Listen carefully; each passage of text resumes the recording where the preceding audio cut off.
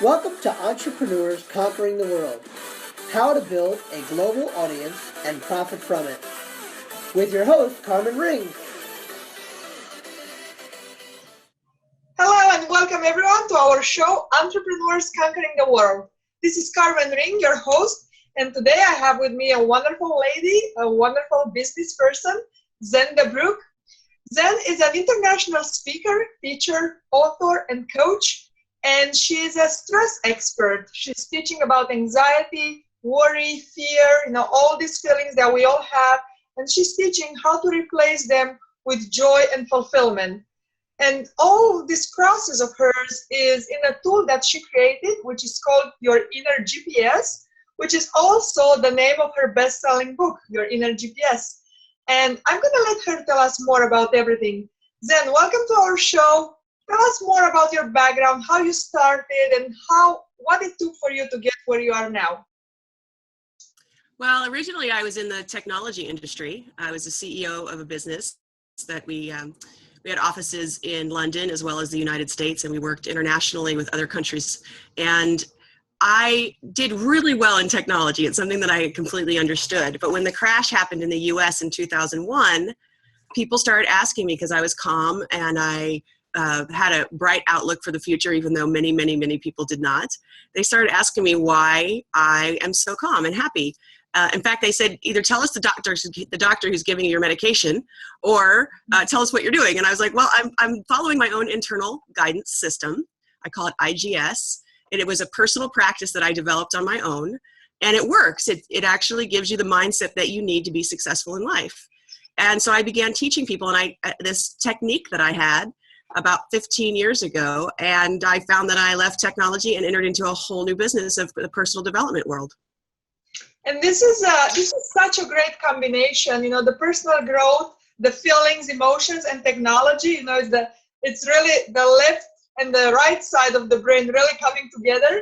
And I think that's something that just because you can combine these two parts so good, I think you're a great resource for a lot of people, because you can understand both types of personalities, the left side and the right side of the brain, which in my opinion brings a lot of credibility and supports your program, just because you have them both together. So tell us a little more. You do this nowadays. You do it internationally, but tell us. When it first started to turn into a business, how was it? What market did you start on, and how did you start getting more clients, and how did you actually expand it? Well, I began doing this back in 2002. So, I started in the internet in 1996. So when I began this business, most of what I did was on the internet, because it was my background. And I have found that the internet is such an amazing tool, of course, that can be leveraged to do international work. So I find it very interesting that, yes, I travel overseas occasionally, do my work, but mostly what happens is people connect with me, like this forum that we're in right now, in my internet courses that are online, home study based, with live coaching that we do as well, that gets recorded and sent out. And I have people all over the world. I have people from South Africa to Cameroon, London, Berlin, Greece, Egypt, New Zealand, Australia, Canada, Mexico, Argentina. And all of these people come together on the various calls that I have. And it's wonderful. The hardest part of it is finding a call time that works the best for everyone in the world, So I try to do two calls, one that's kind of a mid-morning, and then one that's more of a early evening, late afternoon. That way, most people can get on the call without having to wake up at 2 o'clock in the morning. And so the thing is that the internet, I leverage the internet, and this work itself is so exciting, the internal guidance system, that it's been a lot of word of mouth, and then Facebook. A lot of people find me internationally on Facebook with this topic. So at this point, it's pretty much they are coming to you. Do you have a specific marketing address to specific countries or parts of the world, or it's more you just do your own thing, you provide a great service, a great tool, and people just find you and they just come to you? No, so there's generally two ways if you're in the personal development world in order to expand in an international area. One is, of course, leveraging the internet. The other one is I have found that the most success I've had going in working in other countries has been by invitation. So you find somebody that's over there that's a partner that, and like so for instance, in Europe and in Australia, there are people who are promoters that bring people in my industry, such as myself, over to their countries to do tours. And so you want to look for a partnership. I have found throughout the years, and I've developed several businesses and I've owned several businesses, partnership for international expansion is a crucial element. They will, if you find someone who already has the connections there and you make a liaison with them, make sure that the other thing I want to say as a caveat that's incredibly important, make sure when you're expanding internationally that you find somebody where there's no weird bells or whistles going off, that you really feel like they match your level of integrity, they match the way you want your customers to be treated, they have a certain way that they take care of their own selves and bodies. You'll find out a lot about somebody in the business world, but how healthy they are. And I know that sounds probably maybe a little prejudiced, but I found that if somebody takes care of their health, they eat healthy, they exercise, they care about themselves, they have a tendency to care about others more too. So when you're making a partnership, make sure that you guys are complementary and it feels really good, because it's like being married. You're going to go over there and build trust with a market, and your customers are like your children. You want to make sure they're cared for properly when you leave, and that you haven't built something and gone and done a tour and then left them in the hands of somebody who is not necessarily has the same ethics as you. But partnership is a brilliant way to expand into international territories. And of course, and I say this a lot with a lot of my guests, as the business expands, so the resources need to expand. You're still just one. You can't possibly do everything on your own. So I agree, partnership is a great resource and a great tool. Now, when you talk about partners, what do they do for you? Do they take over your marketing because they know that market better? So is it them who maybe they want to adjust your tagline, or do they do that part too? Or they just physically put you in front of so many people and then it's up to you to do it? It depends. It depends on, first of all, what size you are. So there's a lot of people of various entrepreneurial size. There could be a single person who's doing work, right?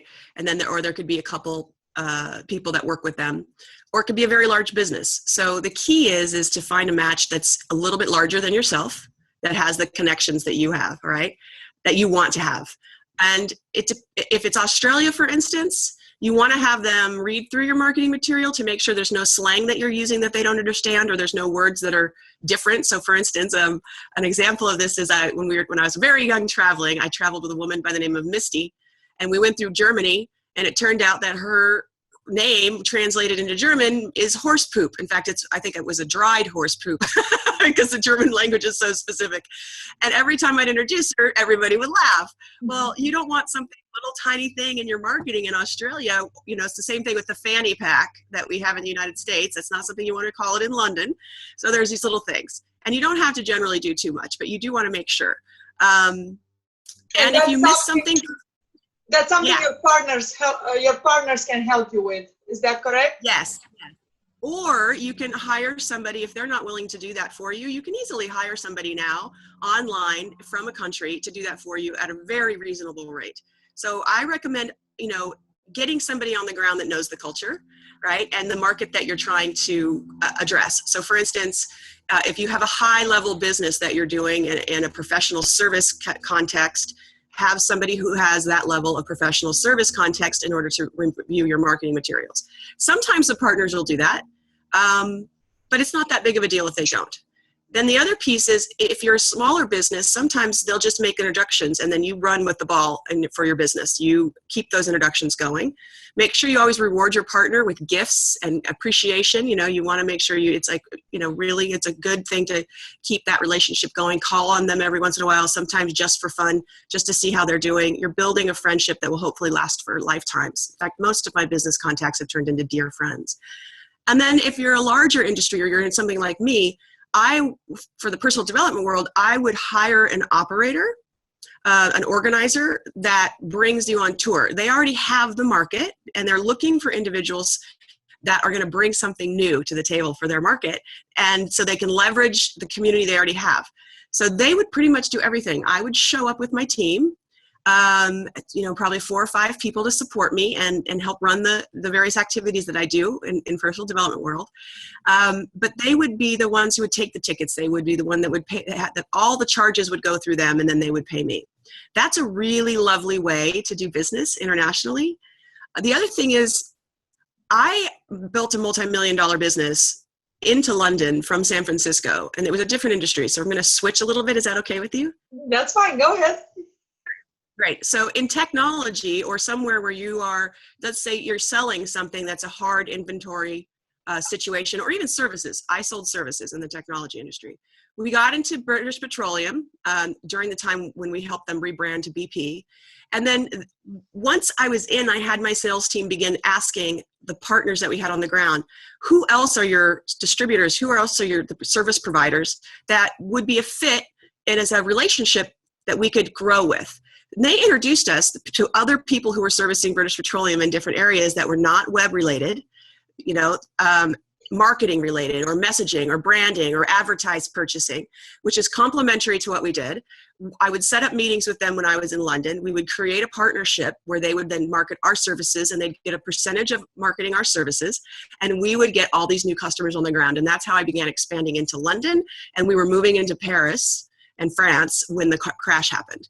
So once you're in a really good company over there overseas, you've built a level of trust. So what you'll want to do at that point is, once you've done a good amount of service, begin asking around, who else do you know that would be a good fit for us? And it's a great, easy way to expand. That's really fun. And you have somebody who knows you, introduce you, and already have vetted you as being a great provider.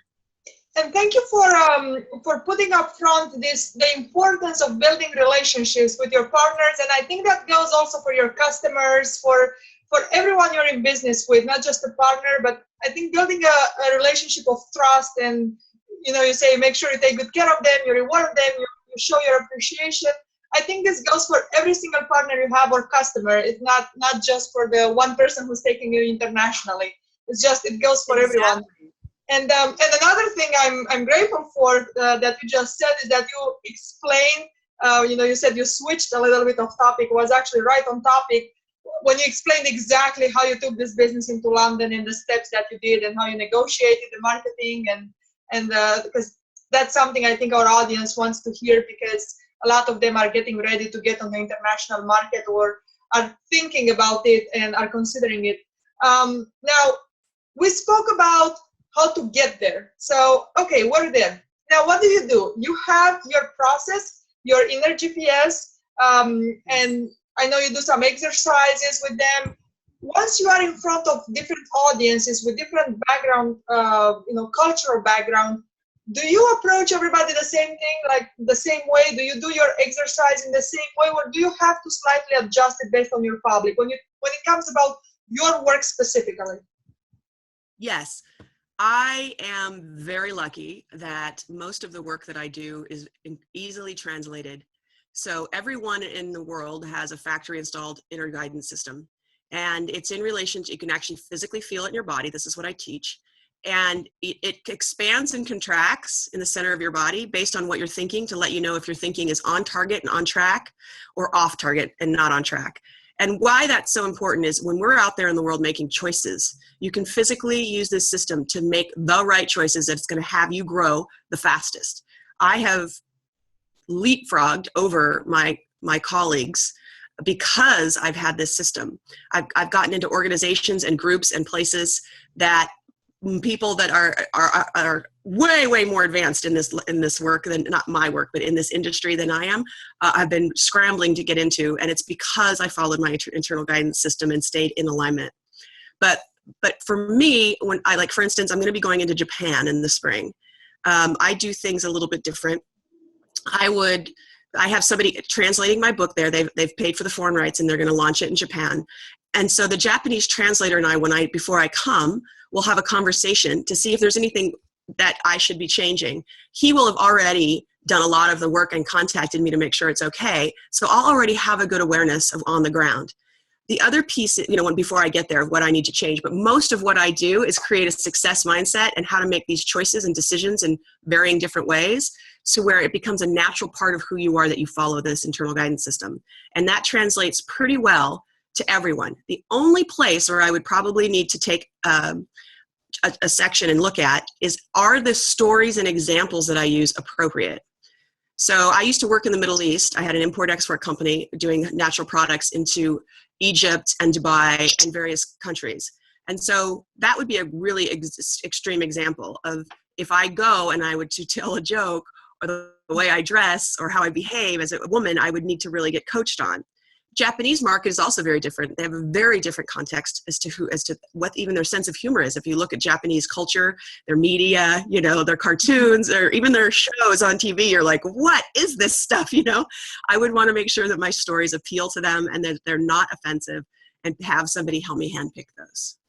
And it's usually the translator who helps you do that. So you usually get a local partner to coach you on that, just to make sure you're gonna, because all these things that you mentioned, the way you speak and the stories and even your physical appearance, that's a bridge to connecting with the audience, right? Yes. I'm lucky. My background is in foreign policy. That was what I went to school for. So much of what I studied was about the difference in cultures and how to be relatable for as a politician at a political level in a negotiation way. So there are some great books out there on any country that you're going to be going into on their cultures. So for instance, some countries, if you were to cross your legs and show the bottom of your shoe to that person just sitting casually at a meeting, you would be considered incredibly offensive. So there's just little things like that, which we wouldn't even know. In the United States, if you give somebody the middle finger, it's a very offensive thing. In other cultures, it doesn't mean anything. So reading a book is important, but it's also fun. It's really cool and fun to find out more about these cultures. And then I do want to bring up something that it keeps niggling at my brain that I want to make sure your listeners know. Not all travel internationally, expansion internationally, depending on your market, is going to necessarily be foreigners. I travel often, and a lot of my audience is still American. So you may find, depending on your business, that you're in another country, but you're still doing business with other people in the same culture as you. And so one of the ways I got started with my import-export company is in the United States, we have this organization called the Small Business Administration, and they had an outreach arm in order to help businesses here interact overseas. And what happens is they would take tours so that you could set up partnerships. And I imagine no matter anywhere you are in the world, there is an organization that's government funded that you can go in and tell them what you want to find, and they can help set up meetings for you and even go and do tours with you if you need to. So there's lots of resources to expand internationally. It's not a scary thing. The only thing that I recommend is that you do have a guide or a partner. Locally, from that country where you want to expand on. Is that correct? You want a guide that knows? Yes, I think it's crucial. Now, another thing I want to ask you, would you recommend, before going internationally, would you recommend to first build a solid basis of your business on your local market, so you totally master your market before going internationally? In that way, when you go to another country, all you have to do is duplicate it, well, of course, with the small adjustments based on the culture. Or do you think it's something like, we can just go internationally at any point, it doesn't matter, just because the internet is such a great resource that allows us, you can contact somebody internationally from day one of your business if you want, right, internationally. Would you recommend to first build a solid basis? It depends on, when we say business, we're talking about a lot of different things. Everything from food industry to service industry to oil and gas or medical equipment. There's so many, different industries out there. So for instance, I have somebody that manages all of my tech who's from India, and him and his team do a beautiful job. For him, for instance, I don't think it would be a good idea to build a solid base inside of India necessarily. There's the price difference over here in the United States. It's a great business. It's easy for us to work overseas using Skype. It all depends on what you're doing. If you are doing something like local where you're creating a product, it might be a good idea, but definitely take the time to do a little research about that product in other countries, because you may find that your local area isn't necessarily desiring it as much as somebody in Dubai would. There's these crazy things where I shipped natural products overseas because we were saturated in our market in the late 80s. And I found that the countries in the Middle East and China, a lot of the products that we had, they really, really wanted, and they didn't have the resources within their countries. So I didn't bother selling here. I went ahead and just began doing large distribution orders over into those countries. There's entire industries out there to help people ship things around the world. And you may not be able to get your product in another country in those things. But overall, I think a service industry like this or technology, you can go anywhere in the world. You don't have to limit yourself. And also, thank you for bringing up the fact that you have this Indian person working with you, your tech assistant.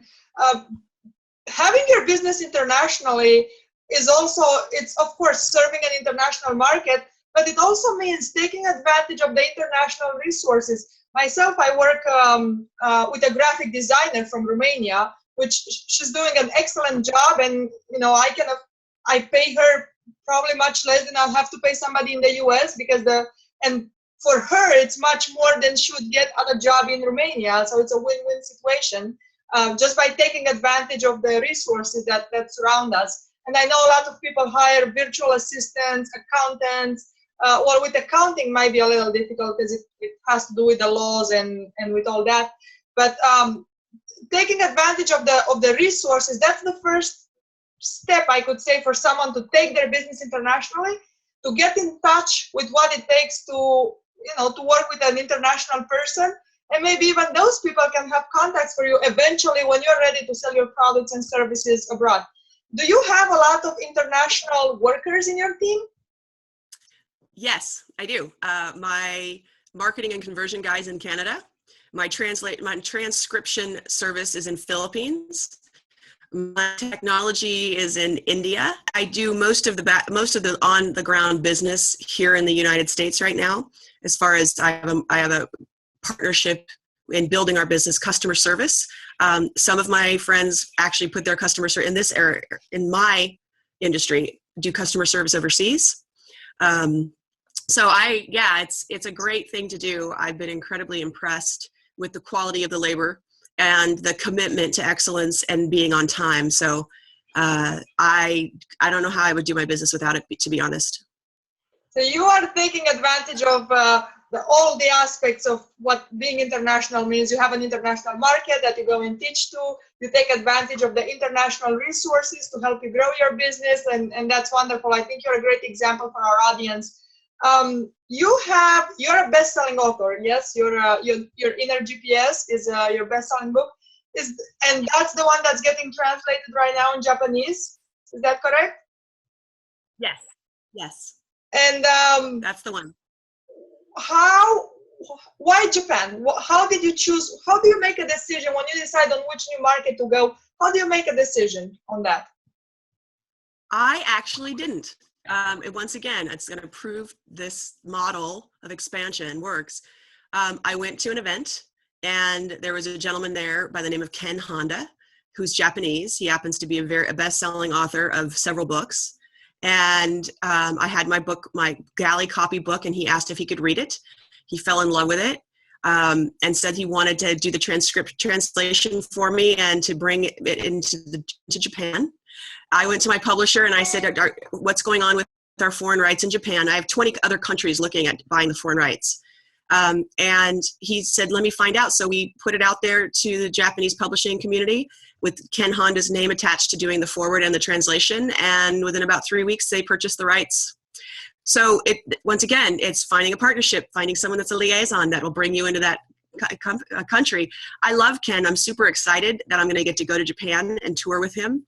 He will coach me and support me in that market. And he thinks that this book on mindset and on stress and anxiety management is going to change the Japanese culture. So I'm incredibly, honored. So it's a matter of, again, adapting, finding the right partner, like you said, and adapting to the request and to the demand of the market, because he felt that's something really that's missing and that could benefit the people in Japan. Do you ever have a market in mind that you just set your mind on, say, you know what, I want to take my book to Belarus, or I don't know. Do you ever do it like this, or you just pretty much go with the flow and see what comes to you and what the demand is? Yeah, I run my business on what I call appetite. If somebody out there has the appetite to consume what I have, then I leverage that. I believe that on an energy level, that the market will tell you where to go next. The market will bring you there. So for instance, I have a lot of people in Australia and Berlin right now. I don't know why Berlin, but probably somebody there did a couple courses with me and began talking about my work, and it's been just naturally growing via word of mouth. So those are two areas. And what I will do is in Australia, I know a couple of promoters that would bring me into Australia, and I'm going to contact them.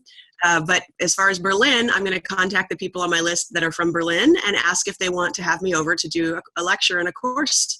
And generally, they'll help put it together. They'll gather the people, and we do it together as a group. And they're very excited most of the time to participate. I also have a large group in Vancouver, Canada. So we're looking at expanding into Canada as well. Do you mostly teach to individuals? Say somebody puts together a room full of people that are into personal growth, or do you also work with companies? Do companies hire you to manage? Because especially international companies, I know that the employees can experience a high level of anxiety and all this just, by the nature of their job. Do you also work with companies? I generally just work with individuals at this point. We are looking at creating a corporate program, and that's something that's very doable. I've used this technology, I call it a technology, in my business for years with teams and staffs and in decision-making capacity. So yes, I am able to do that, but because we're launching the book right and out into the world on a larger scale, we're just staying focused on the individual until that is completely and totally a turnkey opportunity. And is flowing along, and then I'll take a look at corporations and who I'll partner with in order to make that happen. And by saying this, you kind of answered my next questions, which was going to be, what are your plans for expanding right now, other than your book and going on the Japanese market? I was going to ask you what your future plans are. So the corporate is definitely something to look forward to. Is there anything else you'd like to add here about your future plans of expansion? No, I think that's it. Australia, Germany, Canada, both the coasts of the U.S. is enough for me right now. And once we have those going, then I'll see what's next. Or we'll, the thing is like, I've created so many businesses and worked with so many startups and things. I have found that that the best laid plans are a waste, because things change, especially right now in the world. Things are changing incredibly rapidly. No one could have predicted that people would be moving away from their computers to their phones as their main resource for connection to the internet. I mean, people did, but back in the day, we would not have guessed that. We all had these phones that didn't have any screen on them, and texting was complicated and all of that. So I like the wait and see model. Keep feeding the appetite that's there. If the appetite dies, stop. And then wait and see what other opportunities the universe brings to you for your business, because you never know. This whole thing with Japan happened overnight. It's just one of those things that popped up, and now I'm in Japan. I wouldn't plan that. So I trust that there's a purpose and a path for my business, and that I am here to help steward it to the people who need it. And that purpose and that path will show up as I go along. And I use my internal guidance system to make sure it's the right path and to keep the business stewarded in the right direction. That makes sense. That sounds like something you don't want to force, this expansion. It sounds like something you want to do it step by step and as it comes to you, with a natural flow. Another thing I wanted to ask you, we're getting close to our time together, to the end of our time together. Tell me a little more about the structure in your business, meaning what do you deliver? I know you have this program, and by the way, there's a free exercise, an incredible exercise on Zen's website, and it's free. You just go there, listen to a video, and you can benefit from a little part of her that she gives away for free. Tell me, what do you deliver? So I know you do the speaking engagements, which is the conference. Do you also have like workshops or one-on-one coaching? I know you do calls, with people around the world, but tell me a little more about what you offer. I have 3 different courses that are to be taken in order that teach you how to begin using your internal guidance system and understanding how it affects your body, anxiety, stress. It's about mindset and success. It releases limiting beliefs in that. Then I have a second, and this is an online course that can be done anywhere in the world. The content and then calls. And then I have a course on really becoming how to manifest. I know manifest can be sometimes a dirty word, but as an entrepreneur, I've manifested everything. It comes from, ooh, I have an idea, to from my idea into the world. And so I'm very closely attuned to the fact that my thoughts support whatever I create in this world. I teach people how to use that concept in relationship with their internal guidance. That's a home study program too. And then I have a last class, which is really taking on and being able to achieve what you want in the world. It's a 1-year coaching program with a group. And then I do work one-on-one with individuals, but they need to have a purpose, a mission, something that they're trying to create, because I only have a certain amount of time to take on individuals, and I like it to be juicy and fun and something that I can really dig my teeth into, so to speak. So I do work with high-level individuals in companies that are at C-level. I work with a lot of executives or people changing jobs and creating a business. So that's my kind of niche for my coaching.